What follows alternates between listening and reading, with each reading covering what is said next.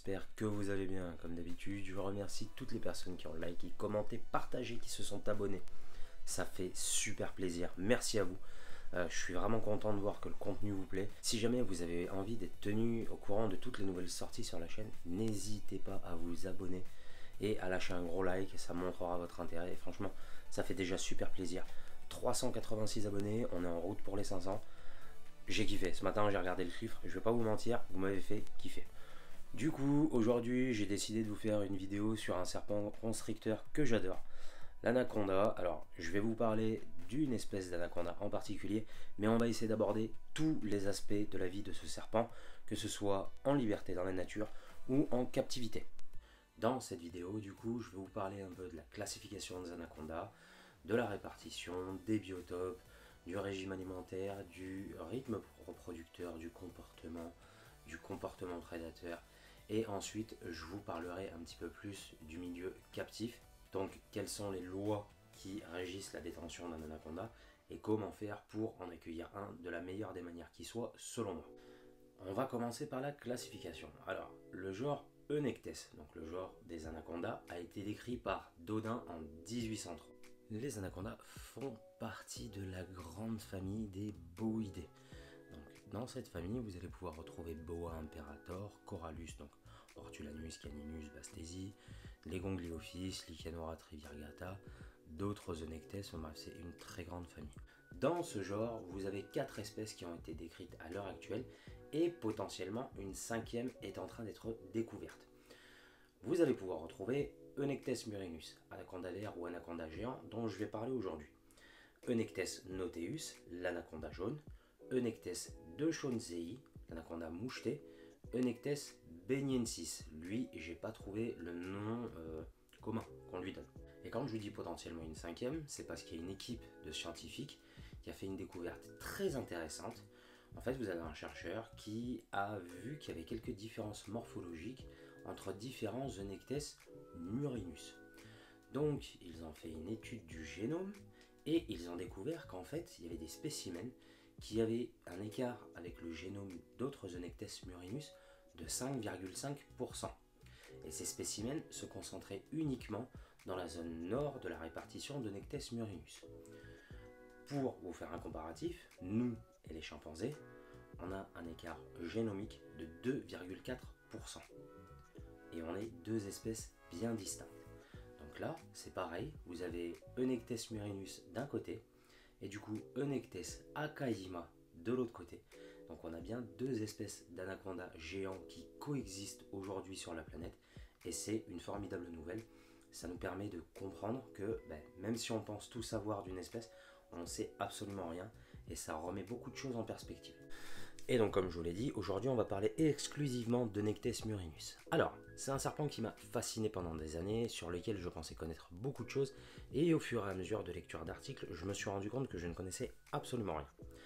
Donc on va commencer par le commencement, la répartition. Eunectes murinus est un serpent que vous allez pouvoir retrouver exclusivement en Amérique du Sud.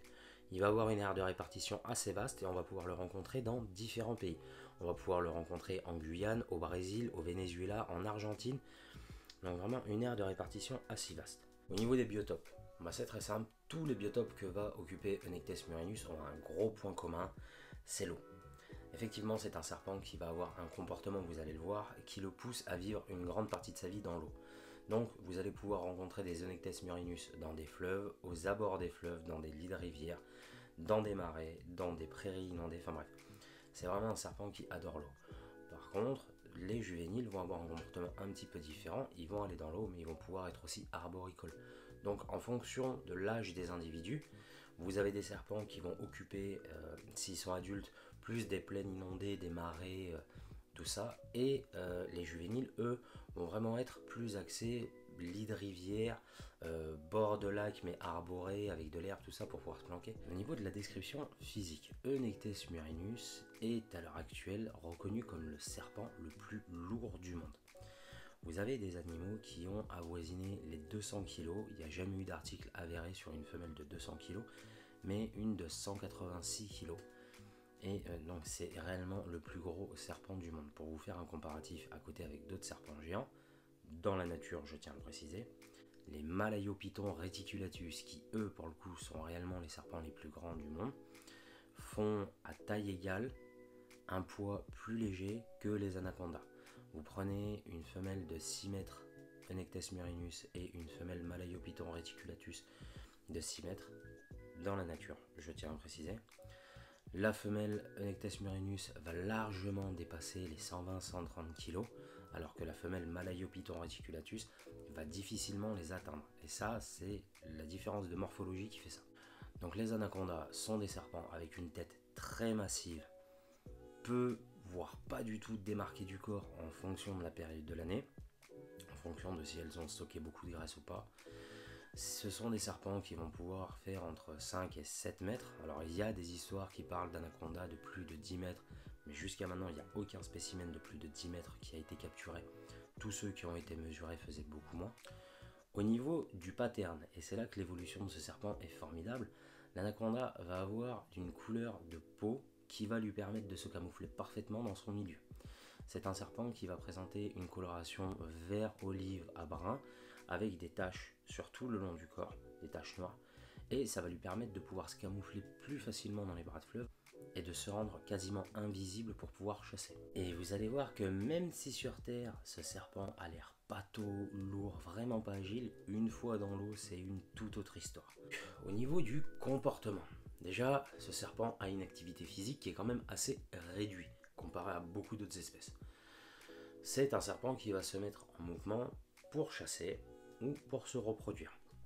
Derrière, ils sont capables de passer des mois sans trop bouger parce que ce sont des serpents qui sont lourds, donc ils font ce qu'on appelle une économie d'énergie par rapport à leur physique. Et c'est pour ça que vous voyez beaucoup de vidéos où vous avez des anacondas qui sont pas ou peu actifs. Par contre, quand ils deviennent actifs, ça rigole pas. Je vous montrerai tout à l'heure qu'en période de reproduction, des mâles sont capables de faire des kilomètres pour trouver une femelle et se reproduire. Deuxième facteur qui fait qu'ils ne sont pas forcément actifs, la digestion. Les anacondas dans la nature vont se nourrir de proies qui sont quand même assez balèzes. Et c'est des proies qui vont prendre des mois à être digérées. Donc ce sont des serpents qui n'ont pas forcément une activité physique énorme, en fonction des périodes de l'année et de ce qu'ils ont fait. On lit dans beaucoup d'articles que les anacondas sont des serpents nocturnes. Alors oui, mais il n'est absolument pas rare de croiser des serpents en pleine journée et en pleine activité. Et je pense que ces serpents en fait sont un peu comme les Pantherophis guttatus en milieu naturel, capables d'être nocturnes, comme diurnes, comme crépusculaires, comme... Enfin, ils n'ont pas réellement une activité qui va se développer en fonction de l'heure de la journée. S'ils se réveillent en pleine nuit qu'ils ont faim, ils vont chasser. S'ils se réveillent en pleine journée qu'ils ont faim, ils vont chasser. Par contre, là où ça devient très intéressant, c'est qu'on a vraiment un changement de comportement entre les juvéniles et les adultes. Les juvéniles, comme je vous le disais tout à l'heure, vont passer du temps dans l'eau, mais vont aussi avoir une tendance à être arboricoles pour pouvoir se mettre à l'abri. Et cette tendance arboricole, on la voit disparaître au fur et à mesure que l'animal grandit et prend du poids. Du coup, on a vraiment une évolution du comportement qui montre que ce serpent a bien conscience de son poids et qui va passer de plus en plus de temps dans l'eau, parce que déjà dans l'eau, un corps lourd a plus de facilité à se mouvoir, et puis surtout, il faut moins le porter. Donc c'est beaucoup plus facile de se mouvoir dans l'eau et de vivre dans l'eau que de vivre sur terre. Au niveau du comportement de prédation. Alors, les anacondas sont capables de faire des kilomètres pour trouver une proie. Par contre, une fois qu'ils ont trouvé une zone avec une abondance de proie, ce sont ce qu'on va être des chasseurs embusqués. Ils vont se mettre à l'affût d'une proie et ils sont capables d'attendre pendant des heures qu'elle passe devant eux. Par contre, une fois qu'une proie est à portée, c'est terminé. S'ils strike et qu'ils arrivent à l'attraper, la proie est condamnée. Il y a plusieurs raisons à ça. La première raison, c'est la dentition de ce serpent. Ces serpents, une fois à taille adulte, vont avoir des dents d'environ 2 cm de long en forme d'hameçon recourbé vers l'arrière. Donc en fait, quand il mord, les dents pénètrent la chair de telle manière à ce que la proie ne puisse plus du tout s'échapper. Ensuite, vous avez la puissance de la morsure. Un anaconda adulte qui vous mord, c'est pas rien. J'ai vu plusieurs vidéos de personnes qui se font mordre par des anacondas. Ça a l'air d'être hyper douloureux et d'être une troisième facteur, la puissance de l'étreinte de l'animal. Effectivement, l'anaconda, même si c'est un animal qui peut paraître lent sur terre, est en fait vraiment très rapide au moment de mettre à mort sa proie. Il va mordre, s'enrouler et mettre en action tous les muscles de son corps pour faire une constriction. Et il y a une étude très intéressante qui a été menée sur la constriction de ce serpent, où des scientifiques ont voulu voir un petit peu quelle puissance pouvait développer cet animal. Et je vais vous mettre la vidéo, âme sensible s'abstenir. Dedans, on y voit un canard vivant se faire mettre à mort par un anaconda. Donc les scientifiques ont harnaché le canard avec un tas de capteurs de pression sur le corps et l'ont donné en pâture à un anaconda, une femelle. La femelle l'attrape, s'enroule immédiatement autour de lui et commence à resserrer son étreinte. Et les scientifiques sont restés très étonnés des chiffres parce qu'ils ont constaté que l'anaconda développait une puissance de 6 kg par centimètre carré de peau. Ils ont voulu ramener ça à échelle humaine et après avoir fait un tas de calculs, un tas de simulations, tout ça, ils en ont conclu que le fait pour un être humain d'être enserré par un anaconda, ça équivaudrait à se faire passer dessus par un bus. Donc on a une constriction de plusieurs tonnes en action au moment de la prédation et de la mise à mort. C'est phénoménal. Le reptile affamé se glisse derrière le canard. Mais personnellement, ça ne m'étonne pas. Quand on voit ce que chassent les adultes, ils ont besoin vraiment d'avoir une sacrée puissance pour pouvoir tuer leur proie, effectivement. Même si petits, ils vont se nourrir d'amphibiens, de poissons, de petits mammifères. Une fois adultes, ils vont chasser des capybaras. Donc le capybara, c'est un peu le plus gros rongeur du monde. C'est un rongeur qui va faire 80 kg et qui va être aussi haut qu'un chien, voire même plus haut qu'un chien. Ensuite, vous avez des caïmans noirs. Enfin, c'est pas des proies faciles à tuer. Donc l'évolution a doté ce serpent d'une musculature et une puissance vraiment phénoménale. Mais attention, c'est pas parce qu'on a affaire au strongman des serpents qu'il n'a absolument pas de prédateurs. Déjà dans sa phase juvénile, l'anaconda a affaire à une tripotée de prédateurs. Vous allez avoir des piranhas, vous allez avoir des caïmans noirs, vous allez avoir des oslots, des jaguars, des arapaima et j'en passe. C'est simple, sur une portée d'anaconda, on estime à l'heure actuelle qu'il doit y avoir 10% de la portée qui survit. Tous les autres se font becter.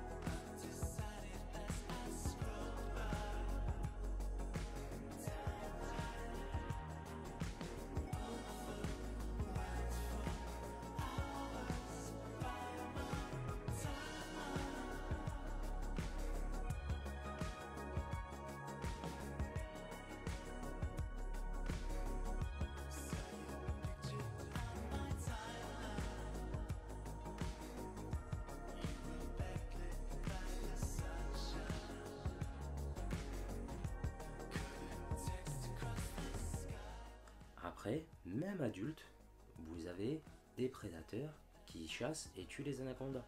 Je vais vous donner un exemple concret, le jaguar.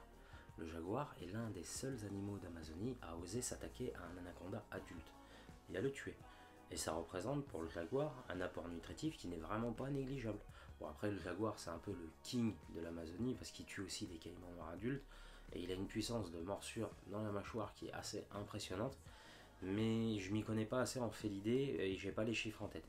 Si jamais ça vous intéresse, allez voir, vous allez voir, c'est un truc de fou. Et vous voyez, c'est ça qui est beau dans la nature, c'est que même si on a un animal qui a une puissance d'étreinte folle, qui fait une taille monumentale pour un poids monstrueux, il y a toujours quelque chose qui va venir équilibrer la balance et qui va permettre à la nature de garder son équilibre et de pouvoir continuer à évoluer tranquillement. Et c'est là que je vous disais que l'activité des anacondas dépend vraiment de la période de vie dans laquelle ils sont. Une femelle qui a avalé un capybara peut mettre plusieurs mois à le digérer, donc va réduire son activité pendant plusieurs mois. On va parler d'un sujet interdit aux moins de 18 ans, la reproduction. Alors, dans la nature, la reproduction est régie par les saisons. Dans le milieu de vie des anacondas, vous avez une saison sèche et une saison humide. Arrivé à la sortie d'une de ces deux saisons, la femelle va commencer à se nourrir de plus en plus. Je vous laisse deviner laquelle, vous avez 2 minutes. Arrivé à la sortie de la saison sèche, bravo à ceux qui avaient répondu ça. Donc, arrivé à la sortie de la saison sèche, la femelle va se mettre en quête de proie pour grossir et s'engraisser. Une fois bien nourrie, elle va commencer à rentrer dans son cycle reproducteur. Et les anacondas sont matures sexuellement au bout de 4 à 5 ans. Et là, on a le premier fait intéressant sur les anacondas. Les femelles vont être capables d'émettre des phéromones qui seront remarquables par les mâles alentour jusqu'à plusieurs kilomètres. Donc les mâles vont suivre les traces de la femelle pour venir s'accoupler avec elle. Autre fait très intéressant sur la reproduction des anacondas. Même s'il arrive que ces serpents se reproduisent en binôme, donc un mâle, une femelle, on a souvent vu dans des reportages et des zoologistes ont souvent vu dans la nature des anacondas se reproduire dans ce qu'on appelle une boule d'amour. En fait, vous avez plusieurs mâles qui vont essayer de se reproduire avec la femelle et il n'est pas rare qu'une femelle anaconda soit fécondée par différents mâles lors du même accouplement. Cet accouplement peut durer des heures, va fatiguer la femelle comme il va fatiguer les mâles, et il arrive que parfois après l'accouplement, la femelle est un petit creux et dévore un mâle. C'est déjà arrivé, les anacondas sont des animaux opportunistes et cannibales à leurs heures perdues. C'est déjà arrivé, donc c'est pour ça qu'on fait attention en captivité. Mais ça, j'en parlerai tout à l'heure pendant la captivité. Une fois la copulation terminée, les mâles vont partir de leur côté et la femelle va partir de son côté. La gestation va durer jusqu'à 7 mois. 7 mois pendant lesquels la femelle va manger de moins en moins parce que les petits vont se développer à l'intérieur d'elle. Elle n'est pas vivipare, attention, elle est ovovivipare.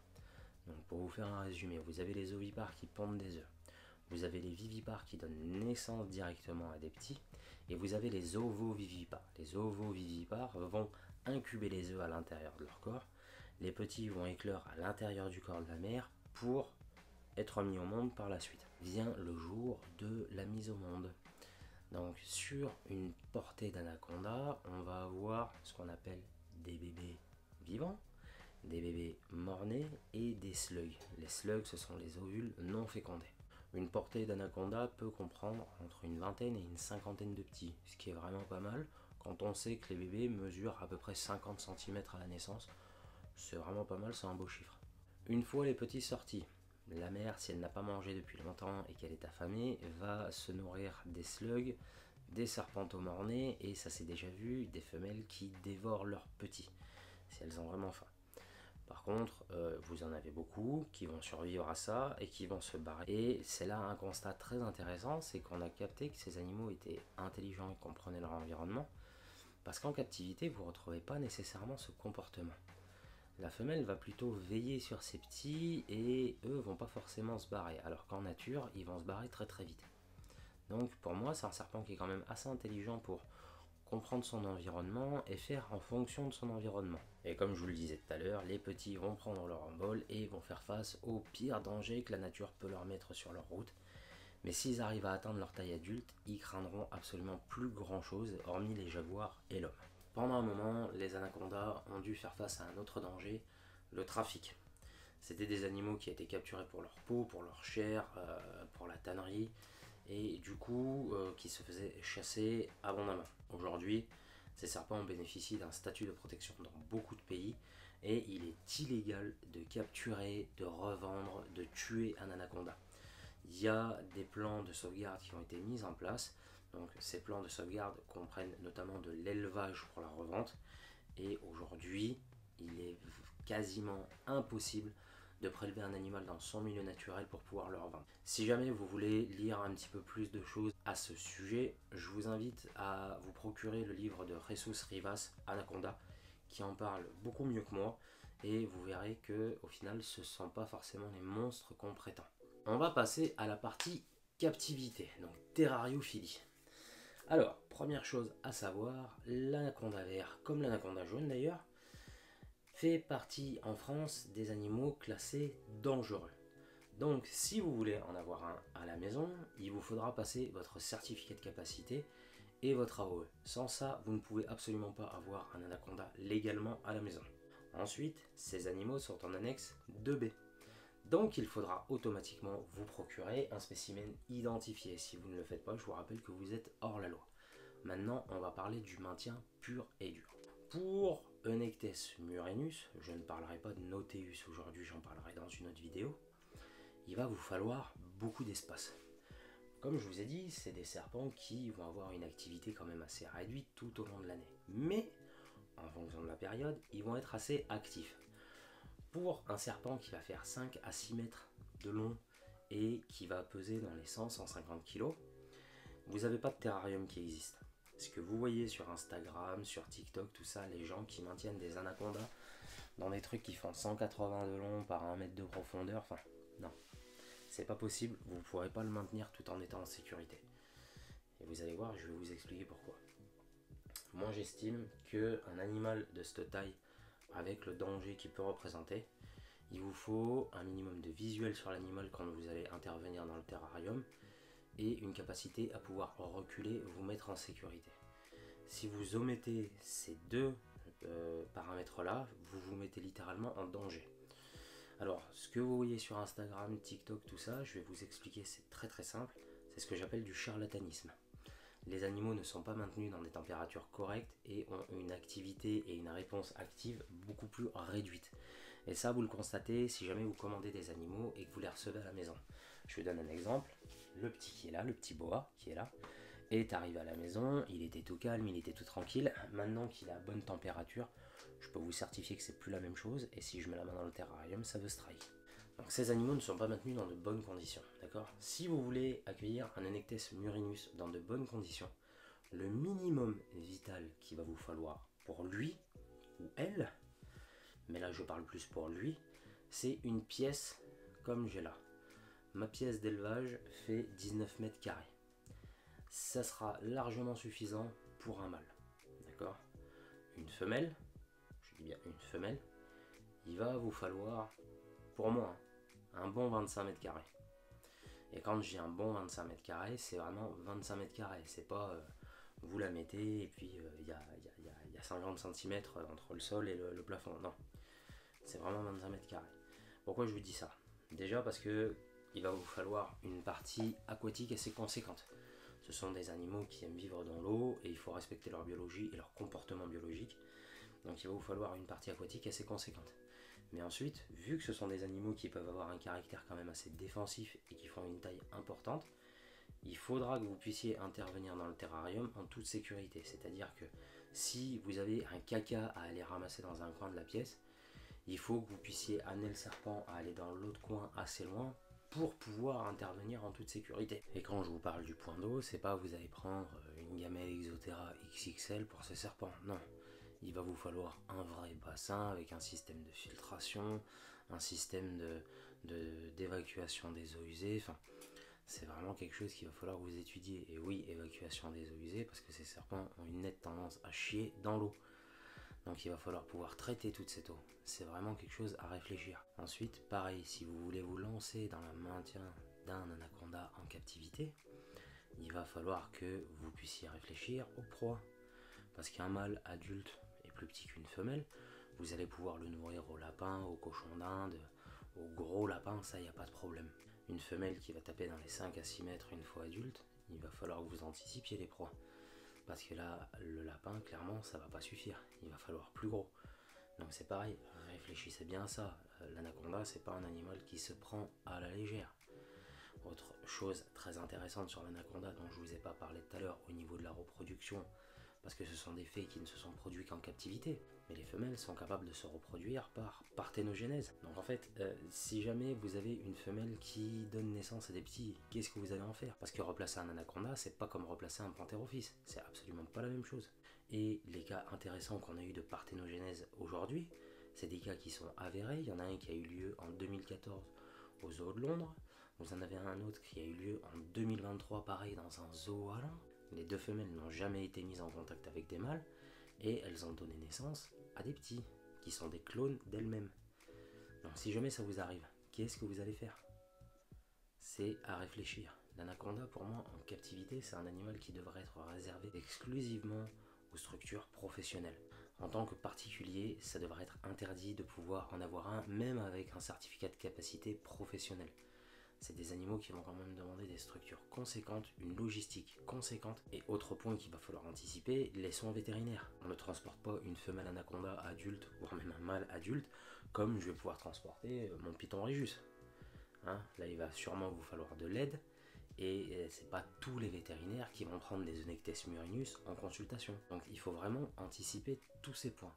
Mais si vous arrivez à réunir tout ça et que vous avez l'argent nécessaire, la patience, l'équipe et la logistique, si vous voulez vous lancer, ma foi, c'est vous que ça regarde. Mais moi, personnellement, je le recommande absolument pas. Bon, après, pour ce qui est de la captivité en France, heureusement, je connais pas une des DCSPP qui validerait Onectes murinus sur un CDC pour un particulier.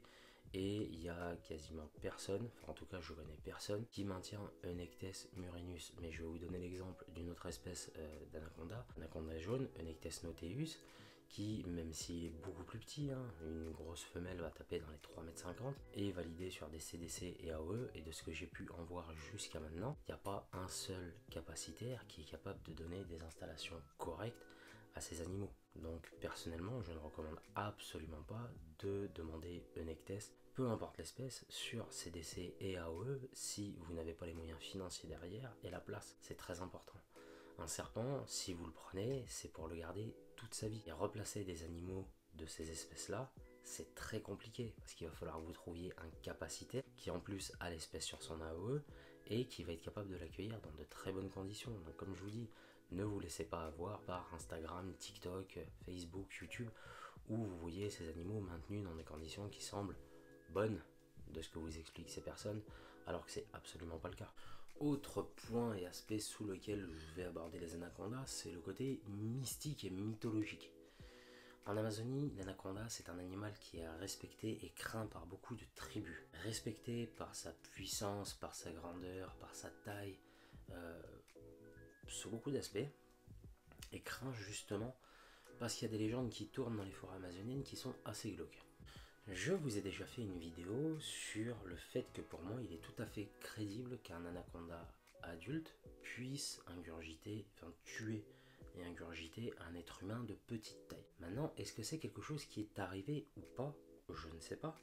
Et pour moi, c'est potentiellement quelque chose qui est déjà arrivé parce que c'est des histoires qui reviennent dans beaucoup de tribus amérindiennes et qui reviennent assez fréquemment. Mais vous avez aussi la mythologie qui va pousser un petit peu dans ce sens, c'est-à-dire que les anacondas sont des mangeurs d'hommes, parce que en Amazonie, vous avez des légendes qui tournent autour de chamans pas très sympathiques qui se feraient payer pour envoyer des anacondas dévorer les ennemis des gens.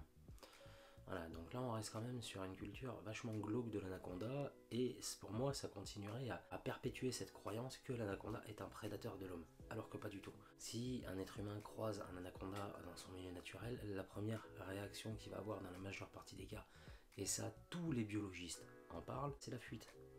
Par contre, s'il se retrouve acculé et qu'il est obligé de se défendre, ouais là ça peut faire du dégât. Et un repas opportuniste, un serpent ne va pas cracher dessus, on va pas se mentir.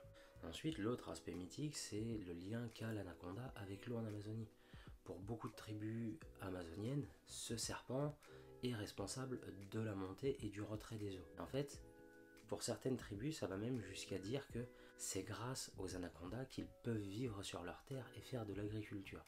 La légende la plus répandue serait celle d'un serpent qui dormirait sous une montagne. Et en fait, à chaque fois que ce serpent se réveille et sort dans le fleuve Amazon, il fait monter le niveau des eaux. Donc ce qui va inonder les terres alentour. Une fois qu'il a fini et qu'il retourne se coucher sous la montagne, le niveau des eaux baisse et elle se retire. Ce qui permet aux paysans de pouvoir faire de la culture, de pouvoir planter différentes variétés de fruits et légumes et de pouvoir faire vivre leur famille et leur village. Donc ce serpent a vraiment deux facettes bien distinctes. La facette bienveillante qui va aider l'être humain et la facette diabolique qui au contraire va mettre fin à la vie des êtres humains. Et c'est assez marrant de voir que ça a pu donner à beaucoup de mythes urbains aujourd'hui qui ont même été transcendés par Hollywood, à cause d'Hollywood, parce que c'est leur rendre justice. Et c'est le dernier point que je vais aborder dans cette vidéo, justement, il ne faut pas croire tout ce que vous voyez dans les films. Un film, c'est fictif, la réalité c'est souvent autre chose. Donc là pour ce dernier point, je tiens à préciser que si jamais vous voulez plus de détails sur les films dont je vais parler, je vous invite à aller voir la chaîne Monstres de Films, qui est une chaîne géniale, qui parle justement de monstres de films et qui aborde les films Anaconda. Quand je dis qu'Hollywood a transcendé ces légendes urbaines, c'est pas pour rien. En 1997, vous avez un producteur qui a eu la très bonne idée de réaliser un film, Anaconda le Prédateur. Alors ce réalisateur, c'est Luis Loza. Alright everybody, double check your gear, make sure it's all on board. Pray you didn't forget your bug spray. On the rivers of the Amazon. Wow, it's unbelievable. This river can kill you in 1,000 ways. In the waters of the Anaconda. There's a legend Shirishama worship giant snakes as gods, protectors. Snakes? No matter what you see. This skin is 3 or 4 years old. Whatever shed it has grown since then. No matter what you hear. What was that? There's something down there. That's right. I really mean it. I really mean it too. Faster, come on! No matter what you do. Oh my god. Danny! He's not breathing. No! TriStar Pictures invites you on a journey into the grip of fear.